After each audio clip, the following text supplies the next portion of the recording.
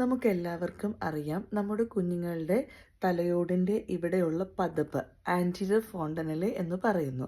അത് സാധാരണഗതിയിൽ പതുക്കെയാണ് ക്ലോസ് ചെയ്യുള്ളൂ. ബ്രെയിൻ ഡെവലപ്പ് ചെയ്ത് വളർന്ന് വലുതായി വരുന്നതിനനുസരിച്ച് തലച്ചോറ് വികസിച്ച് വരുന്നതിനനുസരിച്ച് തലയോട് വികസിച്ച് ഒരു പ്രോപ്പർ ബ്രെയിൻ ഡെവലപ്മെൻറ്റ് എത്തിക്കഴിഞ്ഞ് ഏകദേശം ഒരു 18 മന്ത്സോട് കൂടിയിട്ടാണ് സാധാരണഗതിയിൽ അത് ക്ലോസ് ചെയ്യുക. പക്ഷെ ചില കുഞ്ഞുങ്ങളിൽ അത് പ്രിമച്വറായിട്ട് ക്ലോസ് ചെയ്യുന്നതായിട്ട് കാണപ്പെടുന്നു.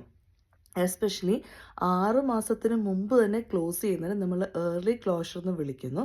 1% ഓഫ് കുഞ്ഞുങ്ങളിൽ അത് ക്രേനിയോസിനോസ്റ്റോസിസ് പ്രിമച്വറായിട്ട് ബോൺസ് ഫ്യൂസ് ചെയ്ത് പോകുന്ന അവസ്ഥയാവാം, അല്ലെങ്കിൽ മൈക്രോസെഫാലിയുടെ ലക്ഷണമാകാം, തൈറോയ്ഡ് റിലേറ്റഡ് ആയിട്ടുള്ള പ്രശ്നങ്ങൾ കൊണ്ട് കാണാം.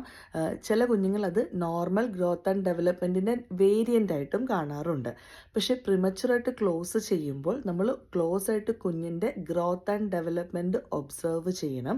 ബേബി ആക്റ്റീവാണ്, നോർമലായിട്ട് അറ്റൈൻ ചെയ്യേണ്ട ഡെവലപ്മെൻറ്റൽ മൈൽ സ്റ്റോൺസ് കൃത്യമായിട്ട് അറ്റൈൻ ചെയ്യുന്നുണ്ട് എന്നുണ്ടെങ്കിൽ ആകുലതപ്പെടേണ്ട ആവശ്യകത ഇല്ല. Close monitoring and follow up ആണ് ഇമ്പോർട്ടൻറ്റ്.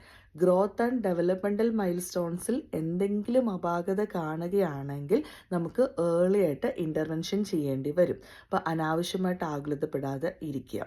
സാധാരണഗതിയിൽ 15 to 18 മന്ത്സോളം ക്ലോസ് ചെയ്യുന്നത്. സം കിഡ്സ് അത് വേരിയേഷൻ വരാൻ സാധ്യതയുണ്ട്. ഭയപ്പെടേണ്ട. Important thing is growth and development monitoring. Thank you.